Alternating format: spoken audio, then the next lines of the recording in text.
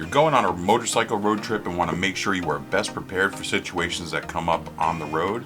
Well, that's exactly what we're going to talk about today. Let's go.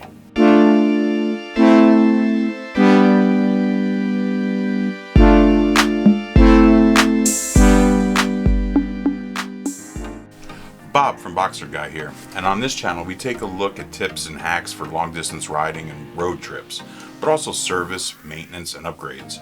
So if you find this useful, helpful, please go ahead and hit the like button and subscribe to be notified for future videos.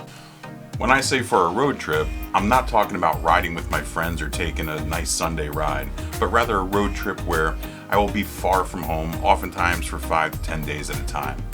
I do a motorcycle road trip every year that is usually between 2,000 and 4,000 miles round trip, and I always like to just make sure I have what I might need. The first thing I grab is my toolkit. Now this is bike specific, and I recommend you know what essential tools you need for your bike and put your kit together. Another thing I always take is a first aid kit. It's one of those things that I always carry, hope I never need to use it, but I have it if I do. I always bring in my air pump with me. As you know, maintaining safe and proper tire pressure is a basic element of riding safety. I like this one because I found it, and this part screws right onto the valve stem, makes it really easy to go ahead and use it when it's on your bike.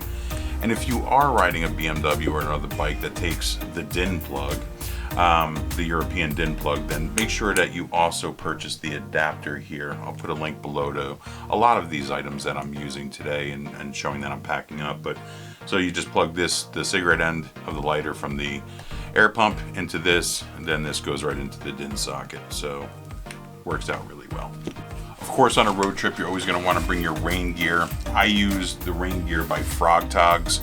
It's served me well over the years. I've gotten caught in some pretty bad rainstorms, and it's always done a nice job by me.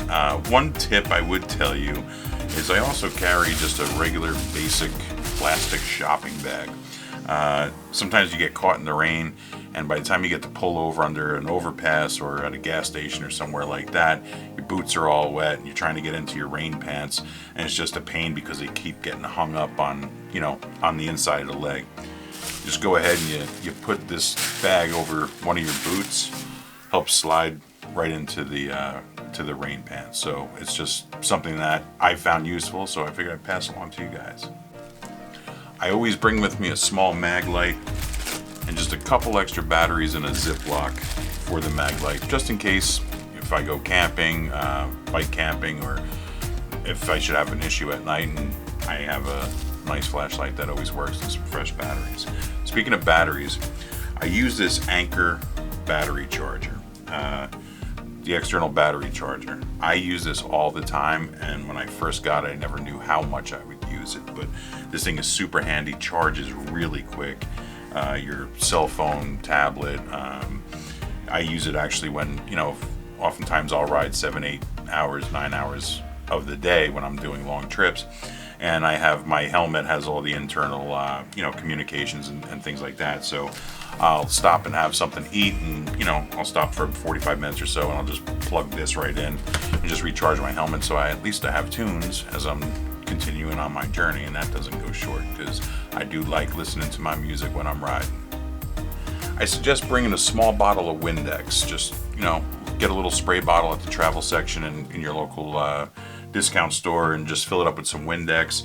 And I always bring with me a couple extra rags. I use my old t-shirts that are going to be decommissioned, and instead of just throwing them away, cut them up into rags and stuff a couple of those in my bag for the trip. Going through a bunch of different areas, and before you know it, you have a ton of bugs all over your visor, face shield, and your windscreen. Great way to do it rather than using that dirty gas station squeegee that they use. I'm not a huge fan of using any stuff like that on my bike. So I highly recommend that. Another thing, this is more bike specific, that I always bring with me is my GS 911. Now, for those of you who don't know, the GS 911 for the BMW is pretty much an essential tool for if you're working on your servicing your own motorcycle. It's very handy. You can read all the codes. I bring it because it can also clear codes. I'll get into a more detailed description of the GS911 when I do my 24,000 mile service, which is right around the corner. So be looking forward to that pretty soon, and some of the functionality of the GS911. But I bring it with me simply for the fact that if you do get a bad code, oftentimes you could plug this in to the bike and then clear that out and at least limp you to a mechanic or something like that. You're not completely stuck in the middle of nowhere. Sometimes, this is something good to have. And again, if you service your own bike, BMW anyway, you really do need that tool to reset service intervals and flush your ABS, and we'll get into all that in another video, which I hope somebody finds helpful. For clothes, I just use a 20-liter dry bag, and that works out great. I'll just put the clothes that I need depending on what it is. Last year I did a really long trip. It was almost 10 days or so, and I just took maybe 3 or 4 days worth of clothes, and when I stopped at a hotel, I just used the laundry facilities there. This way it doesn't weigh you down too much. And then plus, if you want to buy something, a hat or a t-shirt on the way, you have plenty of room to go ahead and do that. A few other things that I always bring. This is more of a everyday in my GV top case is I always bring a block for the kickstand in case you get somewhere and it's soft ground. You have something to disperse the weight a little bit and make sure your bike doesn't sink into the mud.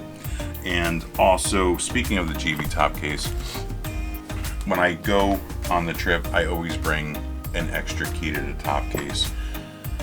And I put that somewhere else, obviously in my tank bag, just in case I lock my fob in the GV case. So I'm sure you could probably guess how I figured that out. So every day in my top case, I have this little guy here for the kickstand, and I also keep an extra CR2032 battery for the key fob.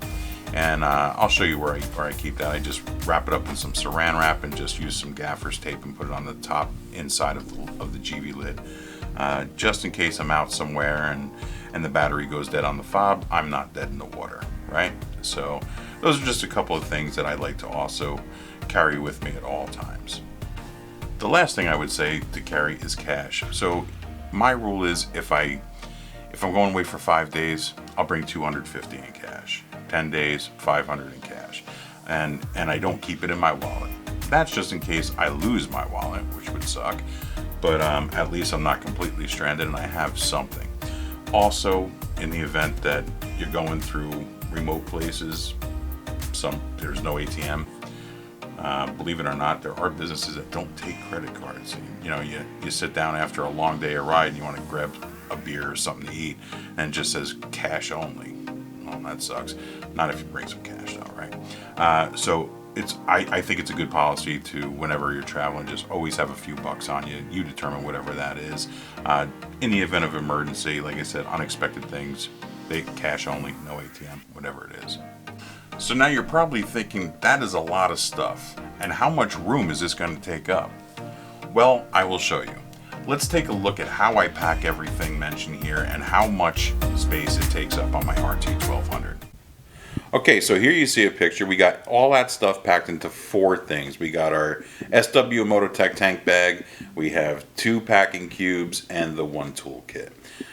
Really easy, and the 1 packing cube is dedicated just to rain gear, and the other packing cube is where I keep the GS911 as well as the air pump and a couple other items. But everything fits really nicely. So you see a picture here of the inside of the top case. On the upper right hand side, you can barely see it, just some black gaffer's tape. Under that gaffer's tape is the extra battery for my key fob that I keep on all the time, like I spoke about earlier, just in case I get stuck somewhere and the battery dies. And then I just throw my toolkit as well as the pad for the side stand in case I am somewhere where there's soft ground, like we spoke about earlier.